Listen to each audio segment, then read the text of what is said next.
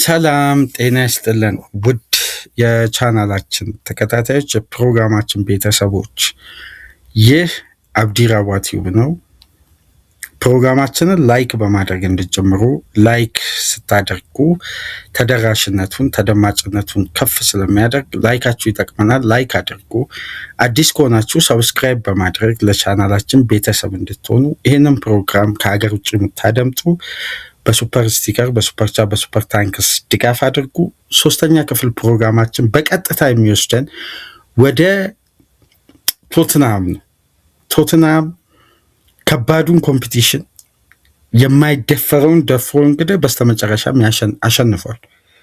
ከማንቸስተር ዩናይትድ ጋር በዝውውር ሂደት አንድ ቡድን ኮምፒት አድርጎ በዚህ ልክ የማሸነፍ አቅም ካለው ማንቸስተር ዩናይትድ እዛ ተጫዋች ላይ ያለው አቋም 100% የተረጋገጠ አይደለም፣ ወይም ዩናይትድ ያላመነበት የተጫዋቹ የሂሳብ አከፋፈል ስርዓት አለ ማለት ነው። ነገር ግን ዩናይትድ በዚህ የዝውውር መስኮት የበለጠ በብልሃት የተሞላ ይሄ ጨረታ ውስጥ ዩናይትድ ስላለ ብቻ በቀጥታ በመግባት የሚያስፈርመው አይነት ዝውውር ሳይሆን በእርጋታና በሰከነ ሁኔታ ጉዳዮችን መመልከት ስለሚያስቀድም ለማቲያስ ፈርናንዴዝ ዌስትሃም የሚጠይቀውን 85 ሚሊዮን ፓውንድ ፊክስድ ፊ ዩናይትድ ለመክፈል ፍቃደኛ አልነበረም። ይህን ክፍያ ደግሞ ኦፊሻሊ ሪጂስተር አድርጎ በመደራደርም የጀመረው ቶትናም በስተመጨረሻ ማቲያስ ፈርናንዴዝን ለማስፈረም ከዌስትሃም ጋር ኦፊሻሊ አግሪመንት ፈጸመ። በተመሳሳይ ከማቲያስ ፈርናንዴዝ ጋር ባለፉት ቀናት ስምምነት ላይ መድረሱን ተከትሎ ማቲያስ ፈርናንዴዝ መዳረሻው ኦልትራፎርድ ይሆናል ተብሎ ሲጠበቅ መዳረሻው ግን ቶትናም በቀጥታ ተጫዋቹን ከማንቸስተር ዩናይትድ በመንጠቅ የዚህ ዝውውር መስኮት የቶትናም ሌላኛው ፈራሚ ሆኗል። ማርክ ዱብራካን አስፈረሙ፣ አንዲ ሮበርትሰንን አስፈረሙ፣ ማርኮ ሴኔሲን አስፈረሙ። እንዲሁም በተጨማሪ ቫን ሄካን ከብራይተን አስፈረሙ።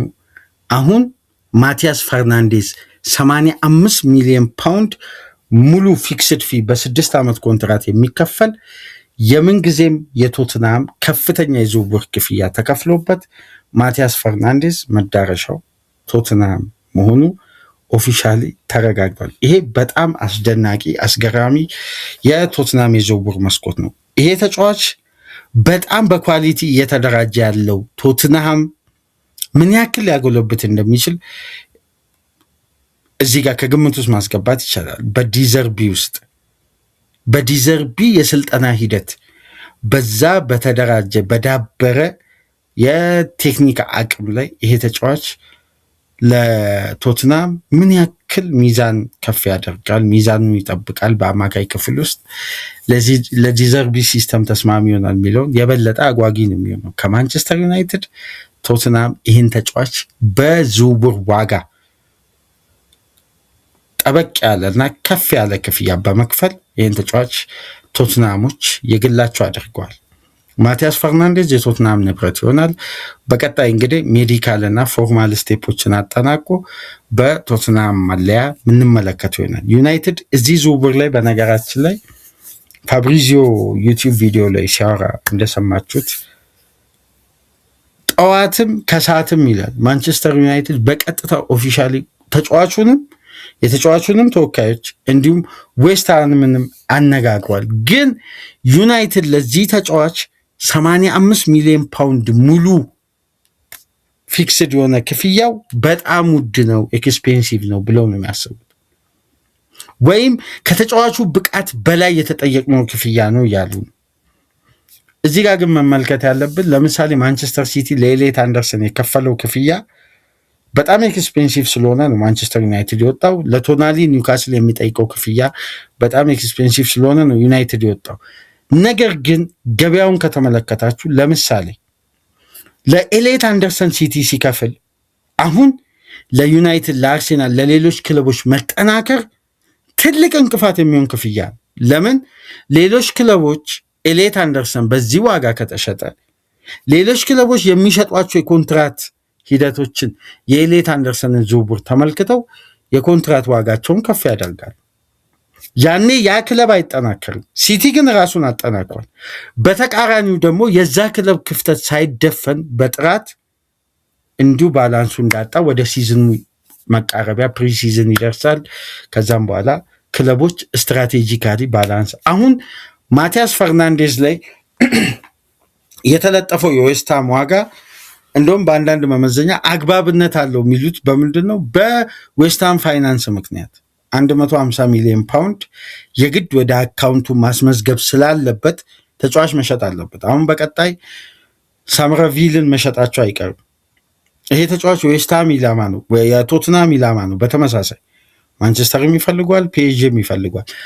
ቦየንን ይሸጣሉ። በእነዚህ 3 ተጫዋቾች ቦታቸው ፋይናንሳቸውን ለማጠናከር ዌስትሃሞች አስበዋል። ስለዚህ ይሄ ተጫዋች አሁን ካለው ኮንትራት አምና ነው የፈረሙ። ስለዚህ ኮንትራቱ በጣም ከፍተኛና ውድ ስለሆነ የተተመነበት ዋጋ ያሳየው ብቃት ደግሞ እጅጉን በክለቦች ተፈላጊ አድርጎት ይሄ ተጫዋች በስተመጨረሻም የሮቤርቶ ዲዘርቢ አስገራሚው ግንባታ ፕሮጀክት አካል ሆኗል ወደ ቶትናም በመዘዋወር። ይሄ ዝውውር ሂደት በነገራችን ላይ በጣም አስገርሟል።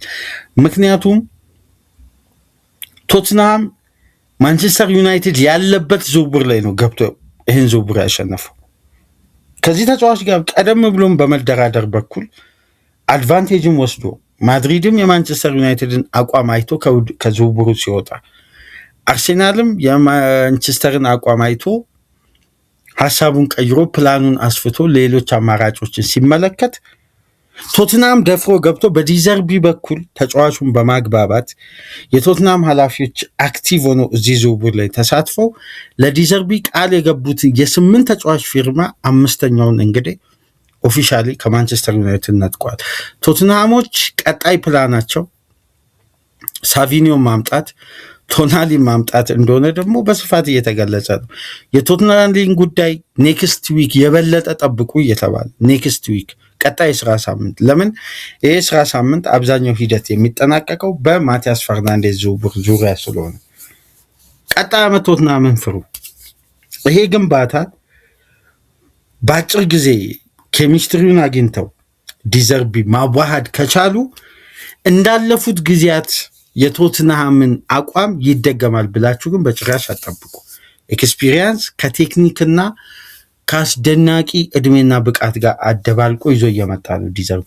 እዚህ ላይ አስቡት፣ ቶናሊን ካስፈረመ፣ ሳቪኒዮን ካስፈረመ የቶትናም ጥንካሬ ምን ያክል ሊጎለብት እንደሚችል በዲዘርቢ ሱፐር ታክቲሽያን በሆነው አሰልጣኝ ውስጥ። ስለዚህ የቶትናም ግንባታና አመጣጥ እጅጉን ለሌሎች ክለቦች በሚያሰጋ ሁኔታ ግንባታውን እያጠናከረ ነው የሚገኙ። የቶትናምን አመጣጥ እስቲ በቀጣይ ቀናት የበለጠ ደግሞ የዚህ ተጫዋች አገልግሎት ምን ሊሆን ይችላል የሚለውን አንድ የረፍት ቀን ወስደን ደግሞ ሰፊ የሆነ ጠለቅ ያለ እይታችንን ይዘንላችሁ እንመጣለን። በቶትናም በኩል ጠለቅ ያለ ትንተና እንዳለፈው ፕሮግራም ይዘንላችሁ እንመጣለን። ያንን ፕሮግራም ጠብቁ። በተጨማሪም በኤንዞ ማሬስካ ሹመትና ከበስተጀርባ ያለው ታሪክ ደግሞ ሌላ ምስል ይዟል። በማንቸስተር ሲቲ ኦፊሻሊ አዲሱ ሄድ ኮች ሆኗል እና ያንንም ፕሮግራም በተመለከተ ይዘንላችሁ እንመጣለን። ነገር ግን ማቲያስ ፈርናንዴዝ ከኦልድ ትራፎርድ ይልቅ ቶትናም ስቴዲየም መርጦ ለነጮቹ በይፋ ፈርሟል ማለት ነው። አስገራሚ የዝውውር ሂደት በ85 ሚሊዮን ፓውንድ ሙሉ ፓኬጅ። ዩናይትድ ግን 70 ሚሊዮን ፓውንድ ሲደመር 15 ሚሊዮን ፓውንድ ለመክፈል ነበር ሀሳባቸው። ግን ሙሉ ፊክስድ እንዲሆን ነበር ዌስትሃሞች የፈለጉት።